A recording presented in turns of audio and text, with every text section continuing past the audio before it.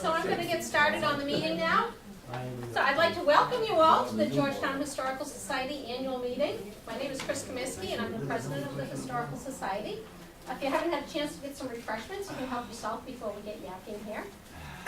We also have some brochures in the back. If any of you are not members and would like to join, we hope you will pick up one of our nice new brochures. One of these, and we have membership forms right inside, so help yourself to those. And if you haven't signed up yet, please sign the attendance sheet in back. We're going to start off with a recap of the events for 2014. We had a lot of stuff going on this year. I'm going to start with February. Our replica tavern sign, which you've probably seen hanging in front of the museum, was getting to be in pretty bad shape. The paint was all peeling, the moldings were falling off, so we decided we needed to fix it up.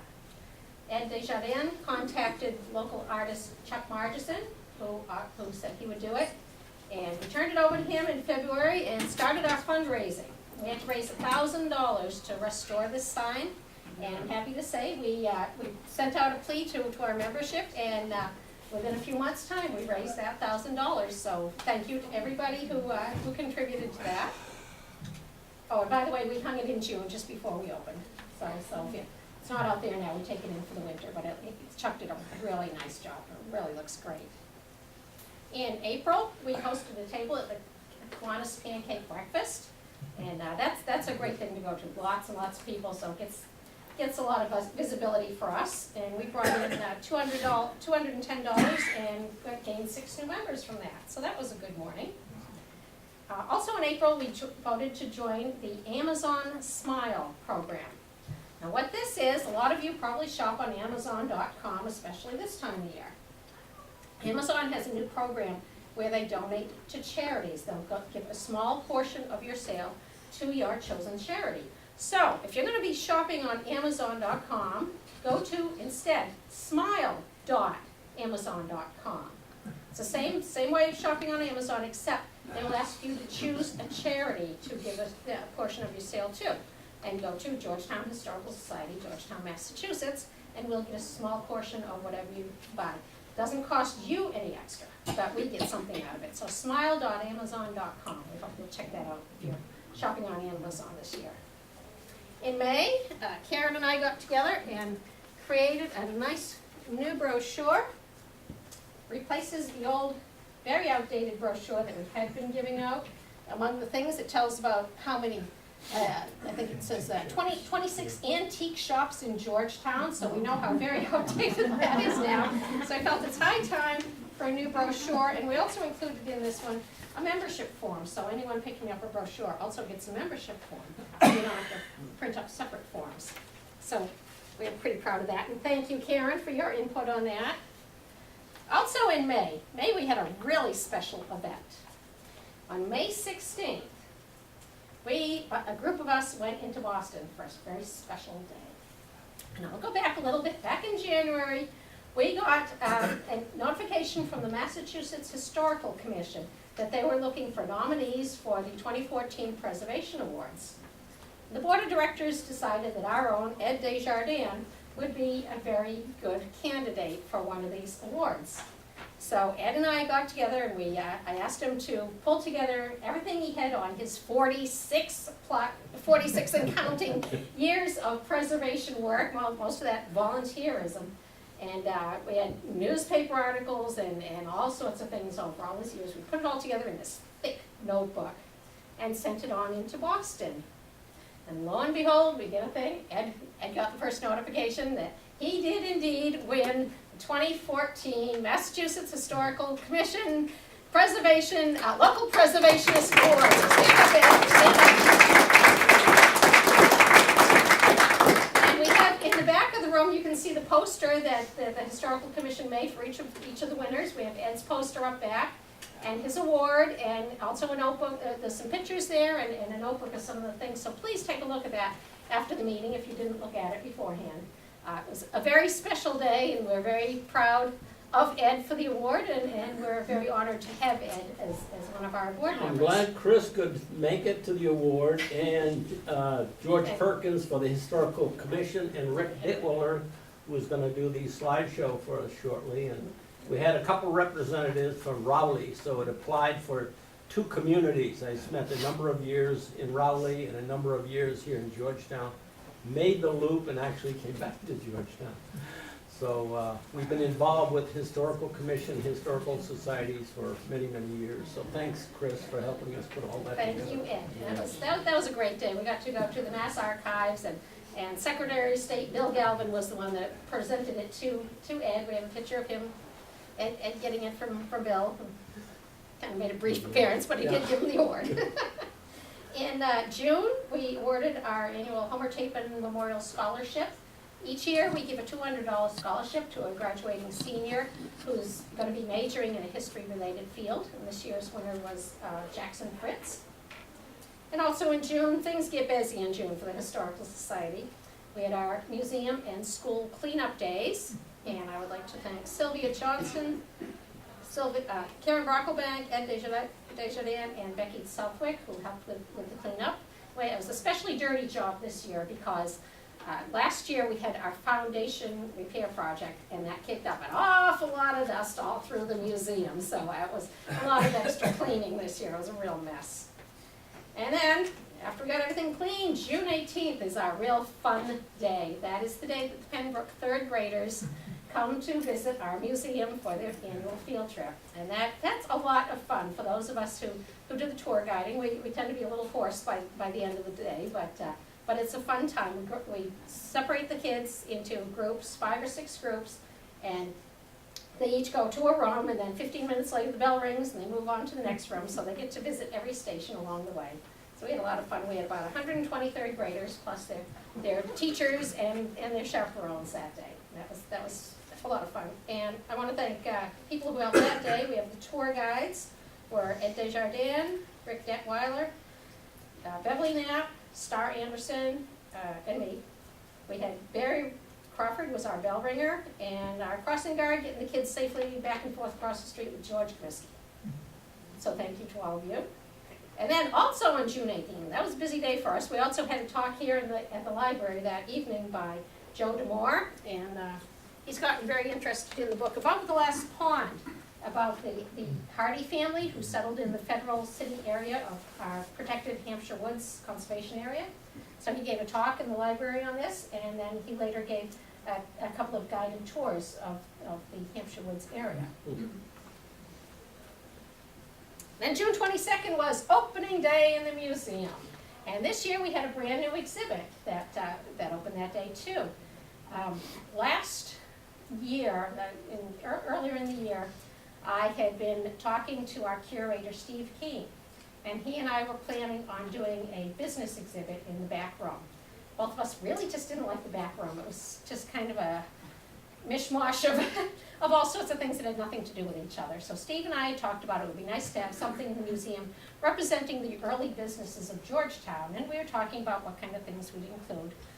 But of course, unfortunately, we lost Steve last July, so that didn't happen. But I decided this year I really, really still wanted to make that exhibit happen, and got started on it as soon as it got warm enough to get in the museum. Got started on it, and put it all together, and it was ready for opening day, June 22nd. And the board decided that we would dedicate the exhibit to Steve.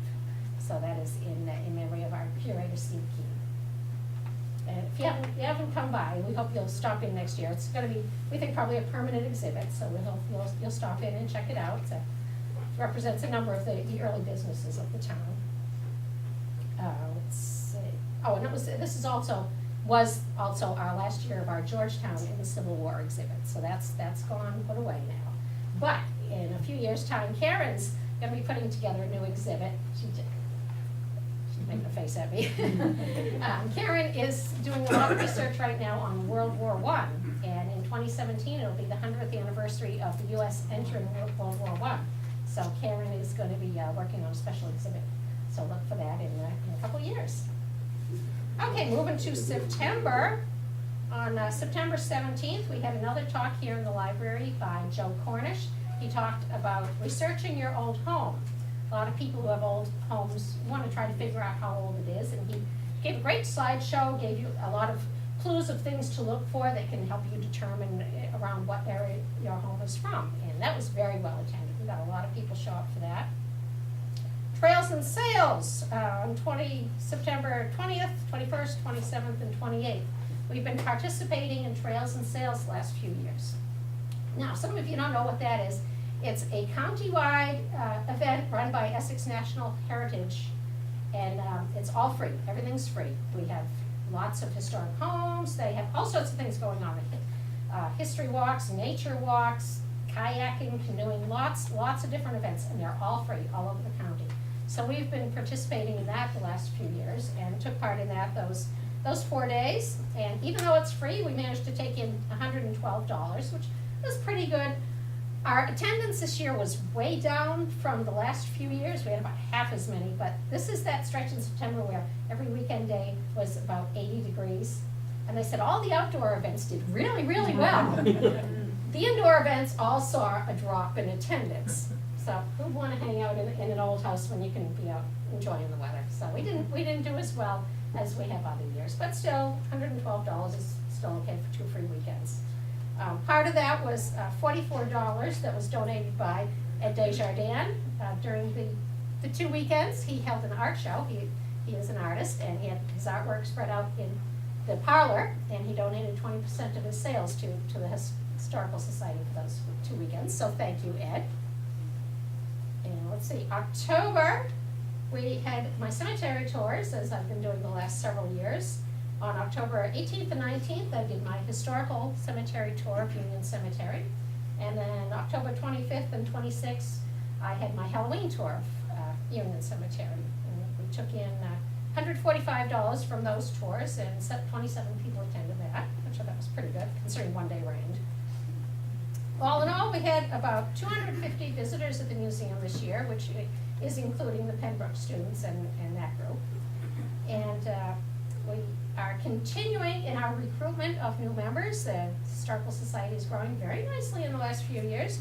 We gained 23 new members this year, so I was very happy about that. So that's the highlights of this year, and we had a very, very low point this year too. 1 year ago, I was standing up here talking about the loss of Steve, and I got choked up. And sitting right directly in front of me was Terry Hart, and he's, as I'm choking up, I heard him go, "Take a deep breath." And I did, and I got through it. And you know, who would have ever dreamed that this year I would be standing up here talking about losing Terry? But on May 1st, our vice president of the Historical Society, Terry Hart, died very suddenly, and you know, terrific loss to the society. He joined the society in 1998. He joined the board of directors in 2005, and since 2005, he's been on the board of directors, most of that time serving as either vice president or president. He's been a tour guide for a number of years. He's being a very outgoing personality. He did a great job as tour guide. He's very entertaining. Trails and Sales, he would like to dress up in his colonial costume, and he'd go out on the street and wave to everybody to try to attract attention. And he really, really loved history, and he was a great supporter of the society, and it was really huge, huge loss. His last donation to the society was a light. We had some contractors do some work on the museum, and they took down the front light and didn't put it back, and apparently lost it. We couldn't find it anywhere. And we've been talking about it for a while. So Terry decided he would buy a nice historical looking lantern, and we would have it installed. And unfortunately, it was not installed by the electricians before Terry passed away, but it is there now, and it'll be kind of like a lasting memorial that we have a nice light in front. So if you see that nice lantern on the front of the museum, that was from Terry. So that was nice. Moving on, we have recognition of volunteers. We started a new program this year. It's hard to get volunteers.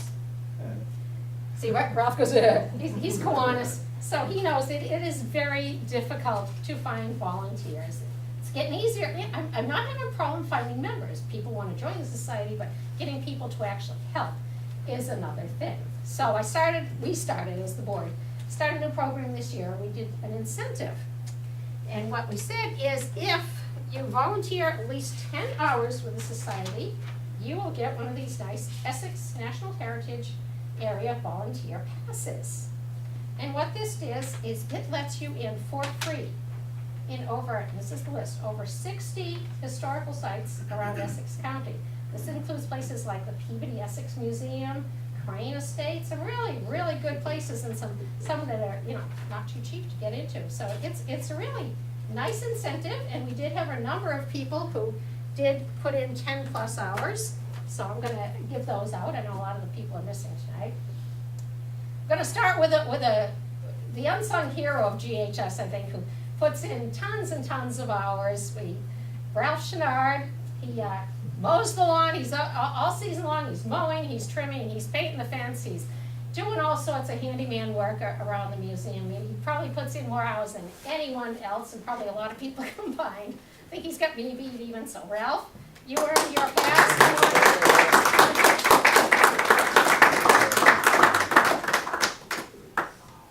Check.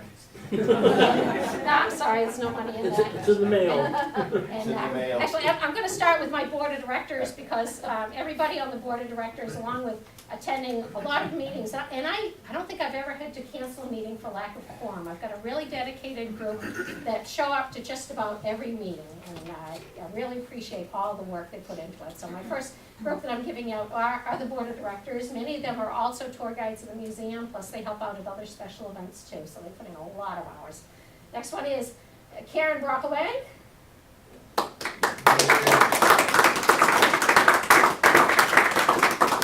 Karen is currently our secretary, and she is also a tour guide at the museum.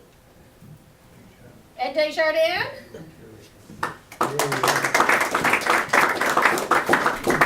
Ed is on our board of directors and also tour guide, among many other things. Sylvia Johnston. Sylvia is our current vice president and is also a tour guide. Yeah. Barry Crawford is not here. He is our treasurer. He earned his time, but he's living down in Newport. And I'm going to mention a little bit more about him in a minute. Rick Detweiler, also on our board of directors and tour guide. Jeff Lamerow, board of directors.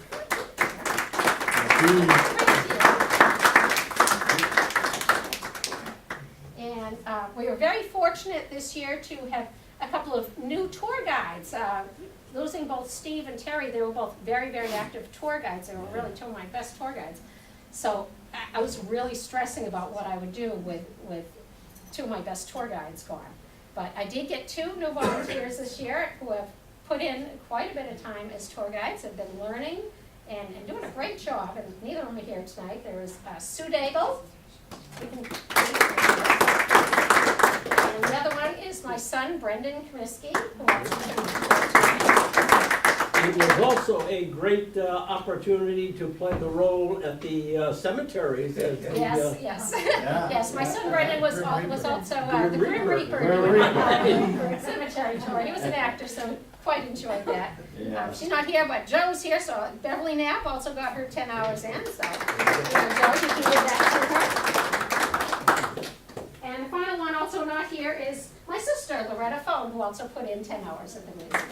So thank you to all our volunteers, and also thank you to other volunteers. I know there, we have some other volunteers, is Faith here, others who have volunteered, with Trails and Sales or other things, and didn't earn the 10 hours, but still certainly volunteered. So if everybody who volunteered at the society this year could just stand up so we can give everybody a hand.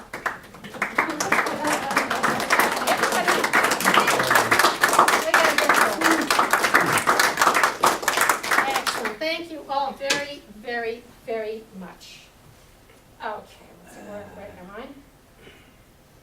Okay, Treasurer's Report is next, but first I'm going to talk a little bit about who's getting up to give the Treasurer's Report. Our current treasurer is Barry Crawford. Barry got a great opportunity recently, though, and he is now on the staff at the U.S. Naval War College down in Newport, Rhode Island, which makes it very difficult for him to be our treasurer. So I'll talk a little bit about Barry first. He joined GHS in 2008. He's been on the board of directors since 2009. He's been treasurer since 2010. He took a year off in 2011 from his treasurer duties because he had a more important duty to tend to. He was deployed to Afghanistan for a year. But he came back, and before long, he stepped right back into his treasurer duties here at GHS. So we're very appreciative of that. But now he's moving to Newport, so we're losing him, and we're going to miss him a lot. He's done a great job. A few of the things he's done in his time on the board, he set up our Facebook group, our online gift shop, and PayPal so that you can join or donate online. He worked on our website, worked on the newsletter, so he's done a lot of stuff in a few years, did a lot of contribution. So anyhow, with Barry away, we appointed an interim treasurer to fill out the rest of his term, and she is also our treasurer-elect, Michelle Cook. So Michelle, if you could come up and give our financial statement.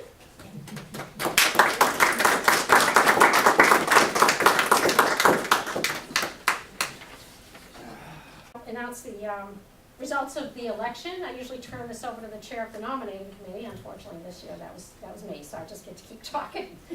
The other people on the nominating committee were Jackie Brocklebank and Louise Richardson. So thank you both for helping out.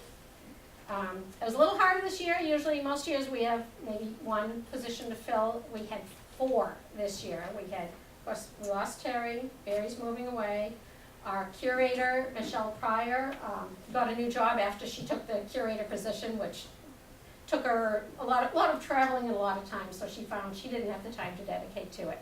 And our new director last year, Michael Hinchliff, also found other time obligations that he wasn't able to put any time into GHS, so he resigned. So we have 4 positions to fill this year. Not easy, but we did it. We pulled it off with a week or two to spare. So anyhow, the nominations, and these people were nominated, and ballots went out in mid-November, and ballots have come in, lots of them. So these are the people who have been elected to 2015 Board of Directors. President, Christine Comiskey. Why don't I have everybody stand up? I'm standing. First Vice President, Sylvia Johnston. Second Vice President, Ralph Chenard. Secretary Lou Harold is not here tonight. Treasurer, Michelle Cook. Curator, Karen Brocklebank. And Board of Directors, we had 2. We had a 4-year and a 5-year term to fill because we had 2 openings. Filling the remainder of Michael Hinchliff's term for 4 years is Terry Pillardi. And a 5-year term is Mary Saunders. And also the other directors who were not up for election this year because they're serving a 5-year term, but I'll have them stand anyhow, are Rick Detweiler, Jeff Lamoureux, and Ed Desjardins. So that's your Board of Directors for 2015. Thank you all for sending in your ballots too. Chris, can I say Yep, something? sure you Right up can. Come on up, yeah. Well, for people that don't know me, I'm Ralph Chenard. And while Chris is up here giving out kudos and everything to everybody, we've been very fortunate too to have Chris on as president again this upcoming season. How long now you been president? How many times now? This will be my 5th year. 5th year. And we were very lucky to have her. She's increased the membership. She gives 110%. She's non-stop. And you'll find that out if you join too. You know, but so I think we should give her kudos and a hand.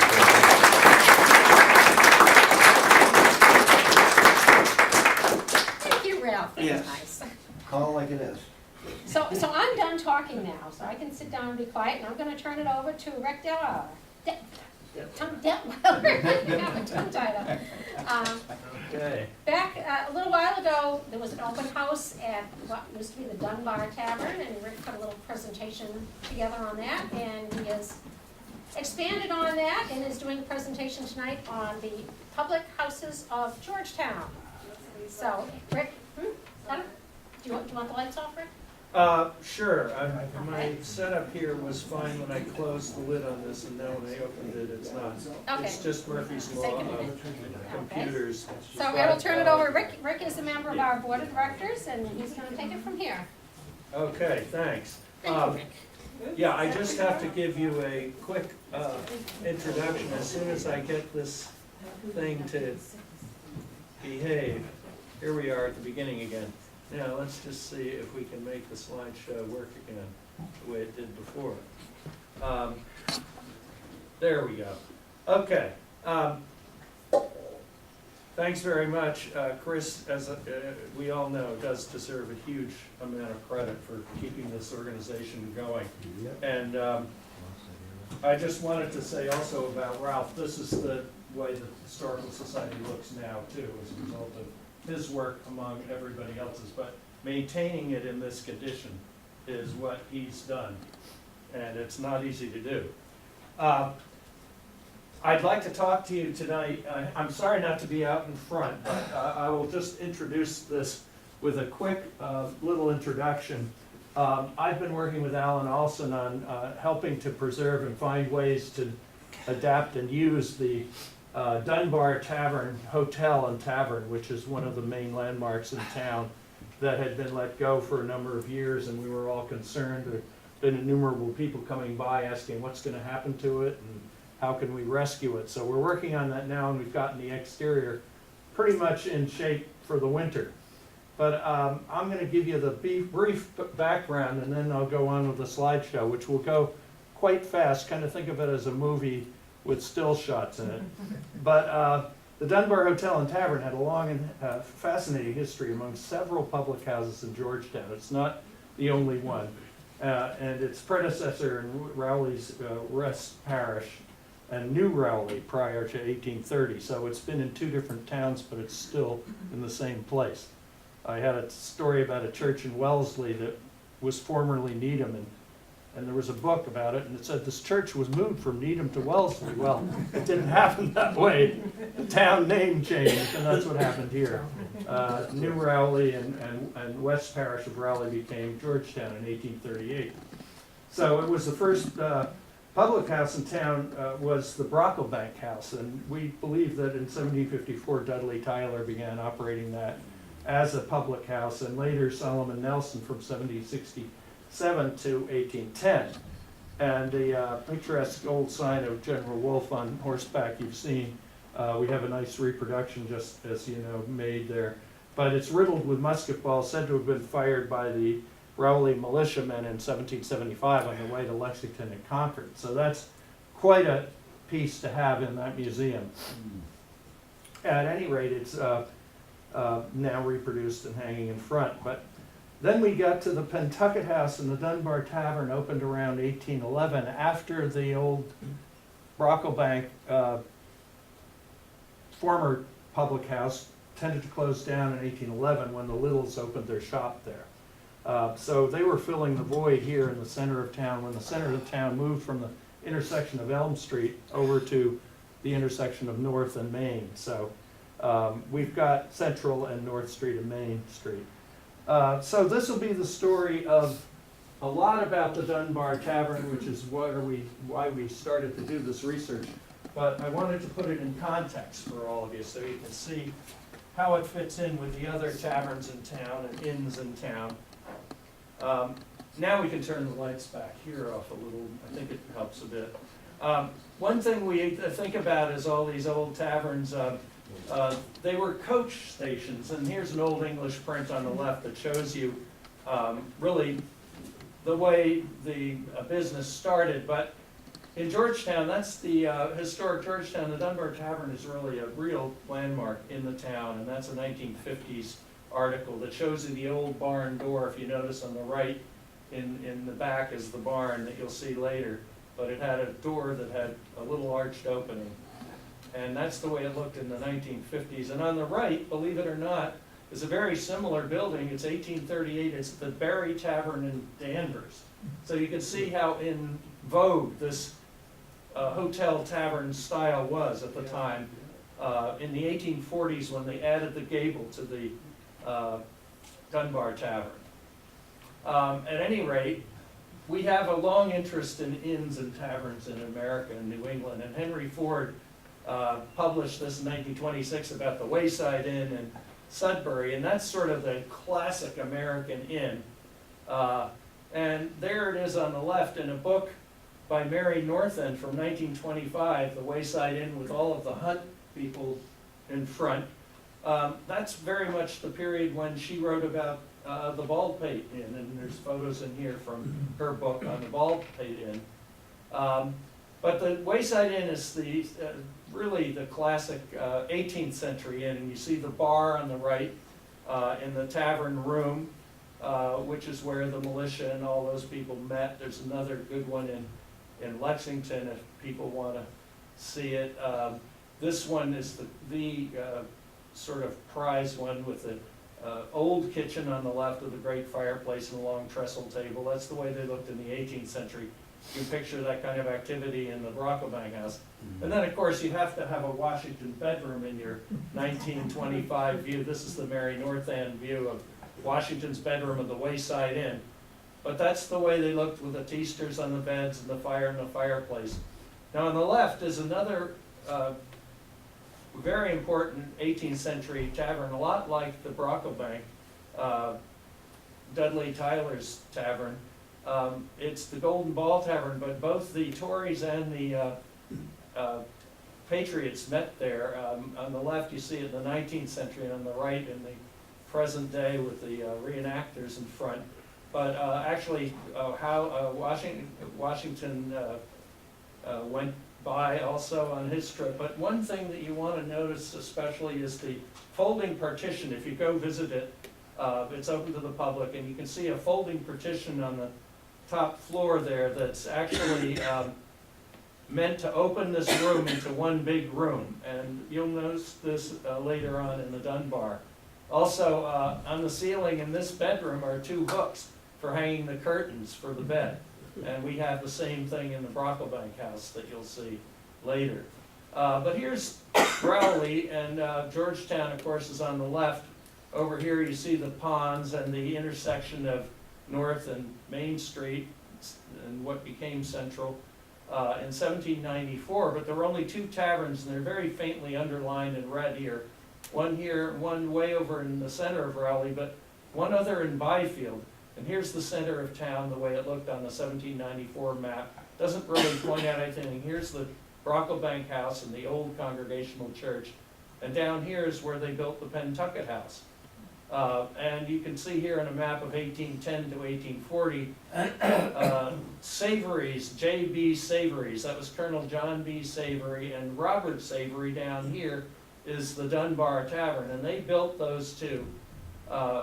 Savory Robert built the Dunbar around 1811, and the two brothers operated these hotels. And you can see what a great development went between 1810 over here along East Main and Elm Street, and a lot of the houses were built by Joseph Kimball, who was a housewright in the area. Now here's a tavern on the right that I hadn't heard about. It's the Jewett House, but it was called the Top House. It's in Byfield on Warren Street, it was. And it was a great tavern up in Byfield, but very similar in ways to the Brocklebank house. You see it had a sort of a salt box rear lean-to, but it had the same gambrel roof, and so it was a lot like the Brocklebank house. So it was another tavern. It's interesting to see stylistically it was similar. But what's interesting too is the story about the house. It was talked about made out of 2-inch plank under the clapboards, and then the walls were made solid with brick so it could serve as a garrison house. Now that was the house up in Byfield. At any rate, it goes on to talk about the stagecoach rumbling through the parish, which it did here too, and you know, stopping for the benefit of the thirsty. And there were two other taverns supposedly in Byfield, the Pearson and the Furzin and the Boynton Tavern. And what's interesting about that is you could see some of the reaction against the taverns by the teetotalers and the temperance movement. When they talk about in 1811, the tavern had been there for some time, but there were doubts whether they really needed one between Rowley and Newburyport. So anyway, on the right, you'd see a little bit of a blurb, and I'm sorry, I don't want you to read the whole thing, but I can read you some extracts. They actually were complaining about the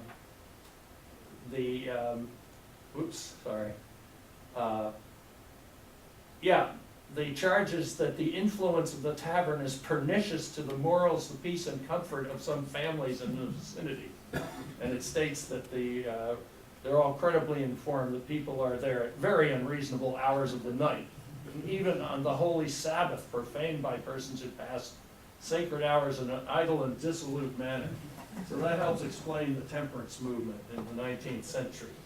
At any rate, here we have the Brocklebank house on the left with it's a view by Ed Desjardins, who chose it when it had the dormers that were 18th century up in the attic. So there were extra rooms in the attic that were actually finished. And here we have it with the reproduction sign as it is today. But the life in the tavern was quite interesting, and you can see here in this 18th century view, it's out at Sturbridge Village now, a punch bowl and the clay pipe and the wine glass, and this was the merchant class entertaining, reaping the fruits of their labors. And here's an innkeeper from, actually in Brighton, is supposedly innkeeper McDonald, but you see him with his pint of beer and his clay pipe. That's the type of host you would see in one of these taverns. And you can see on the left in a 1750s view by Greenwood, sea captains carousing at Suriname. They were actually, upsetting the chairs and sort of tearing the place apart at times. And that can help explain why what happened to our Dudley Tyler and Solomon Nelson's sign of General Wolfe. It's riddled with these bullet holes you see, said to be by the militiamen at the time of the Battle of Lexington and Concord. And I think they were actually practicing because they were picking off the officers at the North Bridge just a short time later.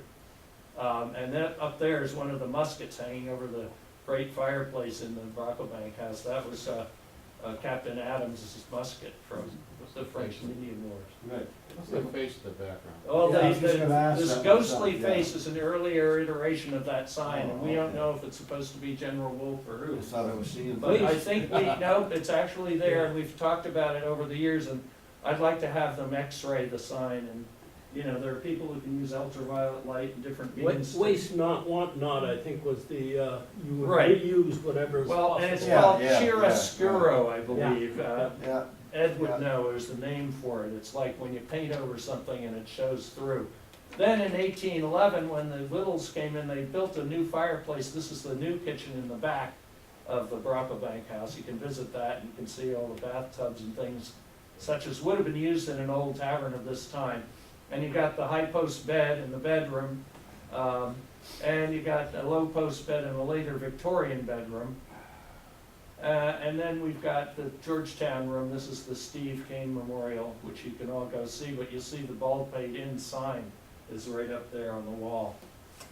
And we get to the Pentucket House, which was 1810 or so, with Robert Savory's brother John. Colonel John Savory had the main hotel in town right at the main intersection, and you can see it in several views. This thanks to Chris, who had this posted on the website on the left, and on the right in the book of Images of America, Georgetown, you can see the Pentucket House as it was in the 1950s, shortly before it was demolished for the, I believe, the Georgetown Savings Bank. Now here's Mary Northend's book from 1925, and on the right is the Baldpate Inn, which was built by the Mile family in about 1733, overlooking Baldpate Pond from the hill. And here it is as it is today, and you can see it's changed quite a bit over the years. It had the porch in the 1920s. It's been turned into the Baldpate Hospital, and you can see they've added bays, and dormers have changed. A lot of stuff is going on there. At any rate, this was the interior in 1925, the great room here with the stone fireplace and the 18th century beds in the bedrooms above, and an old postcard I've gotten off the web. And this was a private dining room that was for smaller parties. Now we get to the Dunbar, and you'll see on the left is an 1810 or so Federal period house with a hipped roof, low hipped roof, very much like the Pentucket House you can see up here, but only 2 stories high. And that's what the Dunbar Tavern looked like when it was built. And you can see the nice tracery and the side lights and everything. And on the end of this one, that's at the end of Tenney Street on East Main Street, is a 2-story bay window. Now, we get down the street, this is the earliest 1860s view that I can find of the Dunbar Tavern way in the distance, and here it is in a murky blow-up. But it had a porch at a very early date, which was typical of a tavern. And it looks to have a one-story bay where the two-story bay was later. And you can see how tall the chimneys were and everything.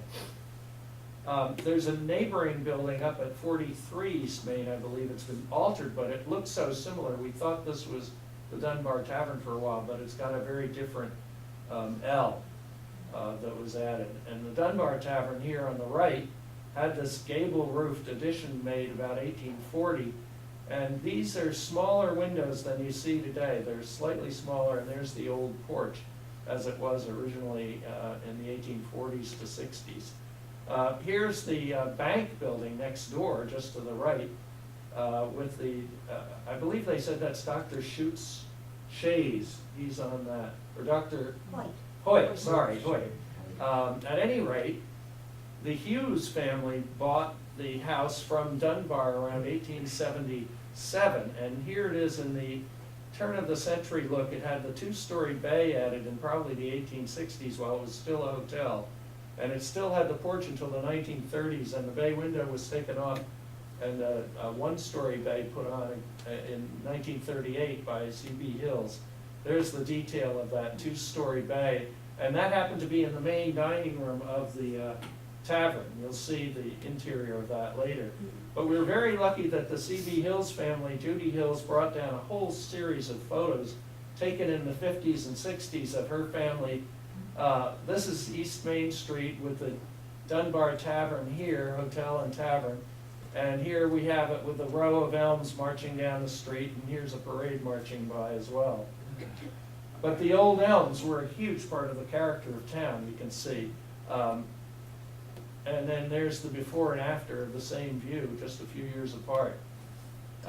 What a difference losing the elms made. And here's the family of C.B. Hills on the front doorstep with the great carved eagle over the door. And the backyard, this little addition was done in the early period in the 1830s to 40s. It's an older building that was moved up against the house, and it has two kitchens in it, one on the first floor and one in the basement, that replaced the old kitchen in the front of the house. That's now the main dining room. Here it is again in the time of the Hills, where it was snowed in, and if you look closely on the right, you can see there was a big Irish setter weather vane on the barn. And that has unfortunately disappeared. They said it was stolen in the 70s, I believe. But the Hills added show windows to the front of the barn. They used it for their antique reproduction business for showroom. And here it is in the 70s, I believe. But there you see antique reproductions up on the sign up there. Colonial reproductions. That's the business. And here is C.B. Hills. He actually repaired chairs for the Smithsonian. So he started out with selling and repairing antiques, and he ended up selling reproductions based on those. Anyhow, that Georgetown home is not author, it's authentic. Somebody cropped it, but they talk about the business, but also their new kitchen, which you'll see on the right. And there's the sign, the original sign we found in the basement for Colonial Reproductions, and dated 1810, which is the date of the house. And here are some Hills reproductions being brought out of the connector between the barn and the house, and you can see that arched door to the barn on the right. And then on the left is the the old main dining room of the hotel, which was the early kitchen of the house. And it's got the bay window added in the 1930s by the Hills, and all the beautiful planting they put into the yard here. There's Judy Hills on her graduation day in the 1950s, or 60s, I believe. But all the fencing and gardens full of roses and bird baths and beautiful gates. There's the back of the barn. And all the grounds, extensive lawns and fences, and even a horse. It's a little horse paddock, and they would take it up to that second floor entrance to the barn. It was really the first floor in the rear, but up a bit. And there it is, they were having a sale apparently on the left in the maybe 90s, I'm not sure. But here's the kitchen, and the story of this kitchen is it was put in 1958, and they had two different articles about how great this modern turquoise kitchen was. It had all turquoise fixtures and wormy chestnut cabinets made by them. And it was a thing of beauty, and believe it or not, Alan Olson is the proud owner of the totally preserved 1958 kitchen. It's got all the fixtures. If you look closely, you'll see everything still matches the old photo from 1958. And so we're trying to give it to the Smithsonian. Historic New England doesn't seem to want it. They already have one. They already have a 1950s kitchen. But here's the condition the house had found itself in by 1990s and the 2000s. And Alan started by clearing the way around it because you literally couldn't get close enough to photograph it. There's the little salt box on the back. And the trees were literally growing up right next to the building and leaning on it. Paint was peeling, but surprisingly it was in not as bad shape on the interior as the exterior. The Hills had a great collection of carriages and things, and this stained glass window here was put in by them in the 60s, I believe. But you know, the cows had a little atmosphere, but they were cutouts. There's the front door with its tracery, all leaded glass. We even found traces of gilding on some of the little rosettes. And the old hardware in the door, and the stairway is all the original Federal period.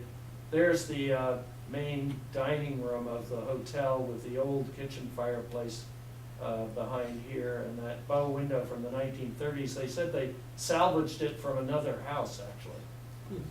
And there it is, the kitchen fireplace. And if you open this door, you see the opening to the old oven. It's no longer opened and used on this side, but it opens to the kitchen on the other side.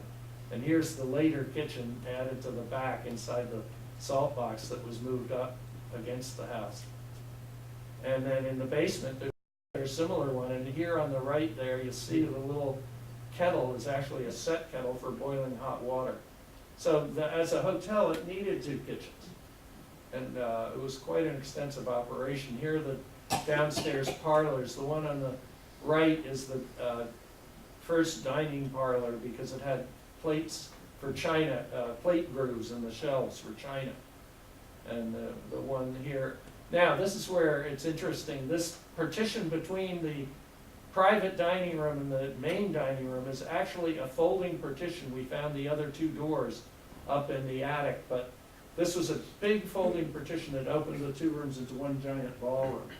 And that's an interesting feature because I just found today in the library the 1836 town records where J.B. Savory was paid by the town for using his hall for a substantial amount of time for meetings. And then here we've got the other rooms in the back, smaller rooms, private dining room on the left, and the second floor stair. And here are some of the upper bedrooms. And you can see they're all quite, and the attic gable rooms are quite substantial as well. So here we have the Historical Society coming from for the tour we had a few months ago. It was sold to Alan and Maureen Olson, who are now undertaking to put it in shape, and here it is as it looks today. Actually, literally today I took this. I wish it were a better day, but it's back to its former glory, at least on the exterior. We did a huge amount of work on the chimneys, and you can see we actually added the tie rods that were originally there because they're so tall. Yeah. They've been known to blow over in hurricanes and things, and these never had, fortunately, but the original tie rod anchors were there, so we just reconnected them. How much is going to be preserved in the inside? Well, on the inside, there's no reason to change anything in the front. It's the back L that's got 6'5" ceilings and a lot of people, and then a beam that comes down below that. So it's like against code, and it's so far rotted and deteriorated that it's going to be difficult to save, but we're going to keep the kitchen fireplaces and use them in the new structure that will be compatible with the old one. But the entire front of the building and the entire barn would be preserved as they are looking from the outside.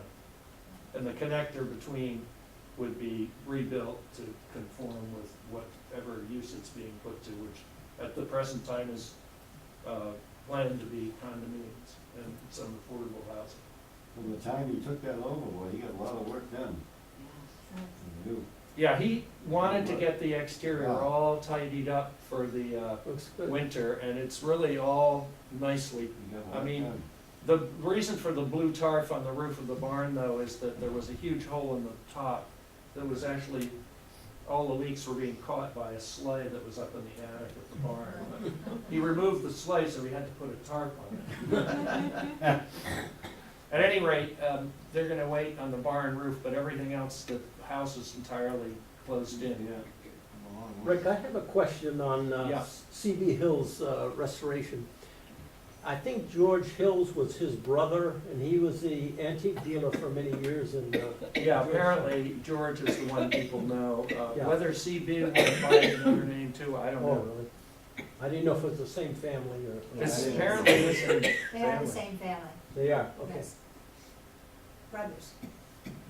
So was it a residence in the sixties and seventies? It was used for commercial purposes up until, what, a couple of years before it was abandoned and empty? Yeah. So even in the inside where the fireplaces are, the bedrooms, it was. They had showrooms all I over the see. place. All the lighting, track lighting is everywhere, even on the third floor. And there were samples hanging in the little rooms in the back, in the little L, and So then you could the purchase barn. something that was in a room, Pardon? you could purchase an item then that was as. Right, they were displayed in a colonial setting. I see. Okay. And then the barn was their main showroom here, whoops, with these show windows, and they had there's a big platform up there where they displayed things too, and they had a service counter in the barn as well. Do you know So- when they closed? Well, I'm not sure exactly, but the Hills sold it, Joe has all the deeds, and you didn't send me the actual dates they were transferred, but seventies, I believe, 1970s, and then 1990s, they were still using it commercially, right? And then it was abandoned for maybe 10 years, is that about right? Yeah. A little bit longer. 10 or 12. Yeah. But it was very deteriorated looking on the outside, but we were able to save all the clapboards. It wasn't as bad as it looked, because there were really good original white pine clapboards that were skived or laid end to end, overlapping. So it was a very well-preserved building, despite, we had to replace sills. The windows are still pretty bad, but the rear L is in very bad shape, and the barn roof is, but and parts of the eaves and things, and the lean-to of the barn is falling down. But other than that, it's in relatively good shape.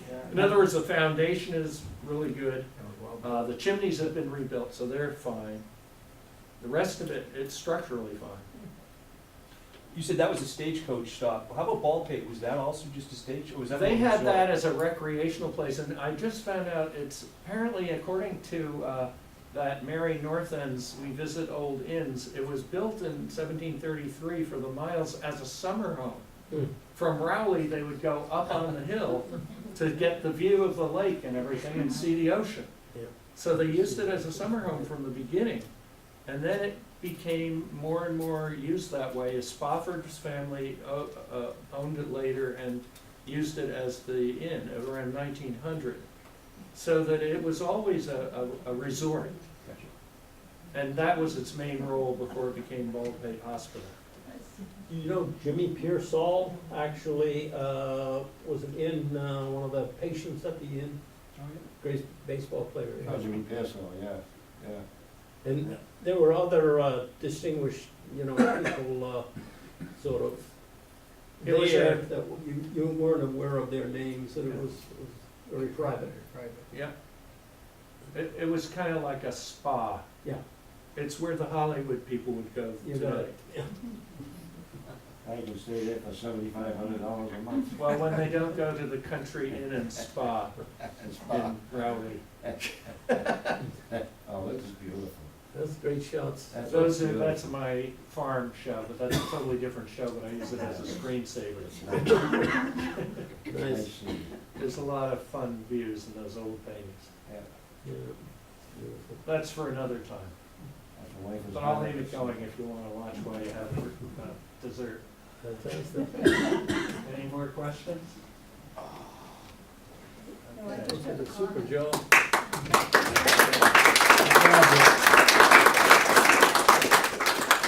Karen? Yep. By the way, that's Alvin Fisher's view of a barn in Dedham, that interior. Anyhow, there's a lot of great local things too. Okay, thank you very much, Rick. Nice. Kind of short, it's gonna be kind of a short annual meeting this year.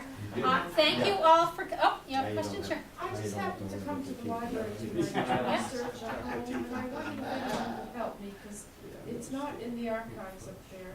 You could? Yep, All right. I do a lot of old home researching, so I Okay. can show you where to go. I do it myself, but I do it, but you have to hire me. But I can show you where to go, where to find Okay, things. thank you very So much. I'd be happy to help you on 10 that. Wilson Street. So, thank you all for coming. We still have plenty of goodies over here, so we hope you'll You lose anything in your house?